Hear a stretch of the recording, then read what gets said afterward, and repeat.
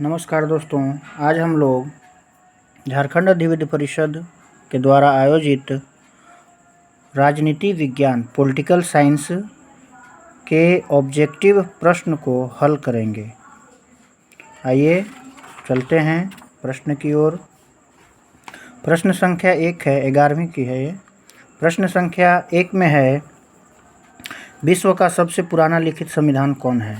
विश्व का सबसे पुराना लिखित संविधान कौन सा है? तो विश्व का सबसे पुराना लिखित संविधान जो है वो अमेरिका का है, इसलिए इसका ऑप्शन नंबर 3 जो है वो सही हो जाएगा। अगला प्रश्न देखते हैं। अगला प्रश्न है प्रश्न संख्या 2, भारतीय संविधान सभा का गठन निम्न में से किस योजना की सिफारिश पर आधारित था? तो भारतीय संविधान सभा का जो गठन था वो कैबिनेट मिशन योजना 1946 पे आधारित था।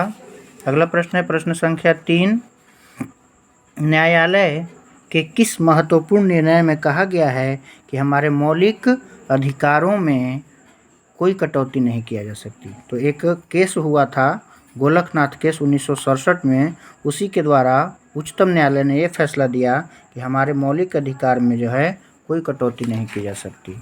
अगला प्रश्न देखते हैं। चौथा प्रश्न है, भारतीय संविधान की प्रस्तावना। भारतीय संविधान की प्रस्तावना के अनुसार भारत की सर्वोच्च सत्ता किसमें निहित है? तो हम लोग प्रस्तावना पढ़ते हैं कि हम भारत के लोग भारत को एक संपूर्ण, यानी यहाँ जो है सर्वोच्च सत्ता जनता में निहित है, इसलिए इसका सही ऑप्शन हो जाएगा ऑप्शन नंबर 3। अगला प्रश्न है प्रश्न संख्या 5, किस संविधान संशोधन द्वारा संविधान में मौलिक कर्तव्य को शामिल किया गया था? तो 42वां संविधान संशोधन हुआ था, उसके द्वारा जो है उसमें मौलिक कर्तव्य को शामिल किया गया, तो ऑप्शन नंबर 4 जो है वो सही हो जाएगा। अगला प्रश्न देखते हैं हम लोग। प्रश्न संख्या 6, किसने कहा कि संवैधानिक उपचारों का मौलिक अधिकार भारतीय संविधान की अंतरात्मा है? किसने कहा कि संवैधानिक उपचारों का मौलिक अधिकार भारतीय संविधान की अंतरात्मा है? तो इसको डॉक्टर भीमराव अंबेडकर ने कहा था, तो सही ऑप्शन हो जाएगा ऑप्शन नंबर 1। अगला प्रश्न है प्रश्न संख्या 7, भारत में सूचना प्राप्त करने का अधिकार भारत में सूचना प्राप्त करने का अधिकार 2005 किस प्रकार का अधिकार है, यानी राइट टू इन्फॉर्मेशन? तो राइट टू इन्फॉर्मेशन जो है वो मौलिक अधिकार है।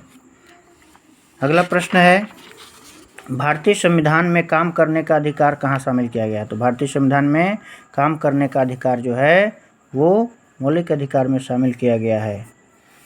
अगला प्रश्न है, आनुपातिक प्रतिनिधित्व की एकल संक्रमणीय प्रणाली का प्रतिपादन किसने किया? तो इसका जो है बेंथम हो जाएगा, इसका भी छोड़ दीजिए आप लोग। अगला प्रश्न है प्रश्न संख्या 10, भारत के चुनाव आयोग का सरोकार किन चुनाव से नहीं है? तो भारत का जो चुनाव आयोग होता है वो राष्ट्रपति और उपराष्ट्रपति का चुनाव करवाती है, संसद का करवाती है, राज्य के विधानमंडल का कराती है, लेकिन नगर पालिका और ग्राम पंचायत का नहीं करवाती है। इसका जो है राज्य चुनाव आयोग करवाती है।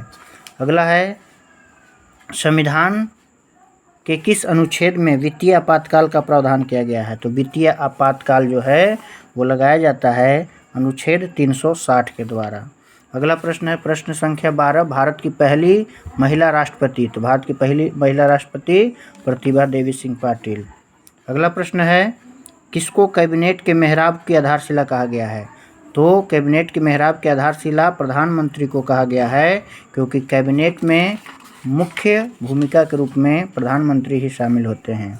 अगला है कि संसद की संयुक्त बैठक की अध्यक्षता कौन करता है? तो संसद की संयुक्त बैठक की अध्यक्षता जो है वो लोकसभा का अध्यक्ष करते हैं, तो इसका सही ऑप्शन ऑप्शन नंबर 4। अगला प्रश्न है प्रश्न संख्या 15, धन विधेयक को प्रमाणित करने की शक्ति किसे प्राप्त है? तो जब संसद में जो है विधेयक प्रस्तुत किया जाता है तो वो धन विधेयक या वित्त विधेयक वो लोकसभा का स्पीकर यानी लोकसभा का अध्यक्ष ही तय करता है, इसलिए इसका ऑप्शन हो जाएगा ऑप्शन नंबर 3। अगला प्रश्न है प्रश्न संख्या 16, राज्यसभा में निर्वाचित सदस्यों की अधिकतम संख्या कितनी हो सकती है?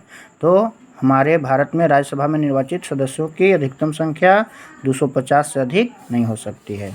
अगला प्रश्न है प्रश्न संख्या 17, कानून के शासन का विचार किसने दिया? तो कानून के शासन का विचार A.V. डायसी ने दिया। अगला प्रश्न है प्रश्न संख्या 18, इस समय भारत में कुल कितने उच्च न्यायालय हैं? यानी टोटल हाई कोर्ट कितना है? तो 25 है। तो हमारे भारत में कुल 25 उच्च न्यायालय हैं। अगला प्रश्न है प्रश्न संख्या 19, भारतीय संघात्मक व्यवस्था में अवशिष्ट शक्ति किसके पास है? तो अवशिष्ट शक्ति जो है वो संसद के पास है। संसद ही जो है उन विषयों पर कानून बना सकती है जो संघ सूची और राज्य सूची में नहीं दिया हुआ है। अगला प्रश्न है प्रश्न संख्या 20, राज्य के शासन में केंद्र का प्रतिनिधि किसे कहा गया है? तो केंद्र का प्रतिनिधि जो है वो राज्यपाल को कहा जाता है, इसलिए यहाँ ऑप्शन नंबर 2 राज्यपाल सही हो जाएगा। अगला प्रश्न है सन 1959 में त्रिस्तरीय पंचायती राज व्यवस्था को लागू करने वाला पहला राज्य कौन सा है? तो जब 1959 में त्रिस्तरीय पंचायत राज व्यवस्था चालू हुआ तो उसको लागू करने वाला पहला राज्य जो है वो राजस्थान था, तो इसीलिए इसका ऑप्शन नंबर 4 जो है वो सही हो जाएगा। अगला प्रश्न है प्रश्न संख्या 22, राज्य के चुनाव आयुक्त की नियुक्ति कौन करता है? तो राज्य में चुनाव आयुक्त की नियुक्ति जो है वो राज्यपाल करते हैं, इसका सही ऑप्शन हो जाएगा ऑप्शन नंबर 3। अगला है प्रश्न संख्या 23, भारतीय संविधान की संशोधन प्रक्रिया किस देश का प्रभाव है? तो मतलब किस देश से लिया गया? तो इसका सही ऑप्शन हो जाएगा ऑप्शन नंबर 3 दक्षिण अफ्रीका। अगला प्रश्न है प्रश्न संख्या 24, भारतीय संविधान के 73वें संशोधन का संदर्भ किससे है? तो भारतीय संविधान के 73वें संशोधन में पंचायती राज व्यवस्था के बारे में संशोधन किया गया था, तो इसका सही ऑप्शन हो जाएगा ऑप्शन नंबर 4। अगला है प्रश्न संख्या 25, आधुनिक राजनीतिक वैज्ञानिक कौन है? तो आधुनिक राजनीतिक वैज्ञानिक जो हैं वो निकोलो मैकियावेली हैं, सही उत्तर हो जाएगा निकोलो मैकियावेली। अगला प्रश्न संख्या 26, रिपब्लिक पुस्तक किसने लिखी? तो रिपब्लिक पुस्तक के जो लेखक हैं वो है प्लेटो। अगला प्रश्न संख्या 27, किसने कहा कि मनुष्य स्वतंत्र रूप से जन्म लेता है लेकिन हर जगह वह बंधनों में जकड़ा है? तो यह जो है रूसो का कथन है। रूसो कहते हैं कि मनुष्य भले ही स्वतंत्र रूप से जन्म लेता है लेकिन उसका जो है वो हर जगह एक बंधन से जकड़ा हुआ रहता है। अगला प्रश्न है प्रश्न संख्या 28, किसने फ्रीडम फ्रॉम फियर यानी भय से मुक्ति नामक पुस्तक लिखी? तो भय से मुक्ति नामक पुस्तक जो है आंग सान सू की ने लिखी, तो इसका सही ऑप्शन हो जाएगा ऑप्शन नंबर 3।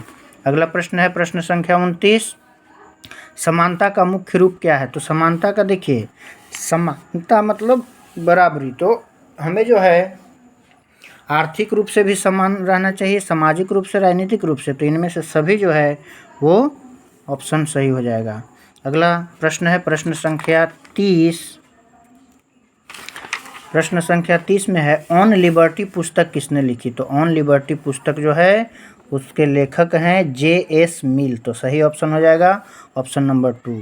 न्याय एक अवधारणा है, तो न्याय जो है कानूनी रूप से भी होनी चाहिए, नैतिक रूप से भी होनी चाहिए, सामाजिक रूप से, तो ये इसका जो है ऑप्शन नंबर 4 जो है सही हो गया। प्रश्न संख्या 32, सच बोलना और कर्ज की अदायगी ही न्याय है, किसने कहा है?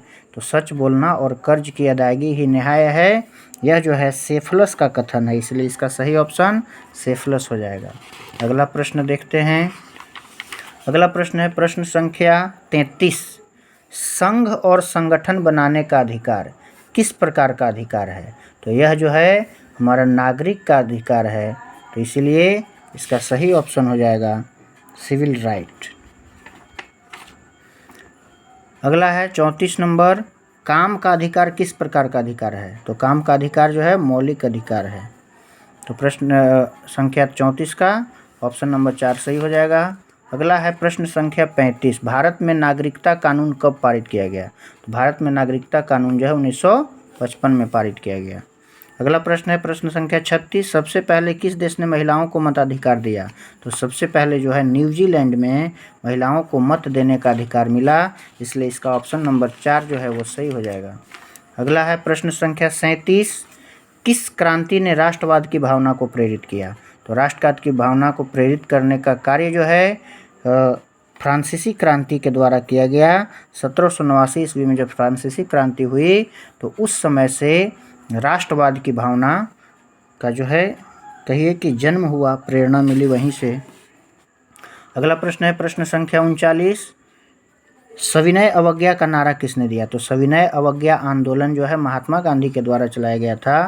तो इसका सही ऑप्शन हो जाएगा ऑप्शन नंबर 2, महात्मा गांधी। और आज का अंतिम प्रश्न 40वां प्रश्न है, सरदार सरोवर बांध परियोजना किस राज्य से संबंधित है? तो सरदार सरोवर बांध परियोजना जो है वो गुजरात में है। तो इसका सही ऑप्शन हो जाएगा ऑप्शन नंबर 2। इसी प्रकार के और वीडियो देखने के लिए हमारे चैनल को लाइक, सब्सक्राइब एवं शेयर करें। धन्यवाद।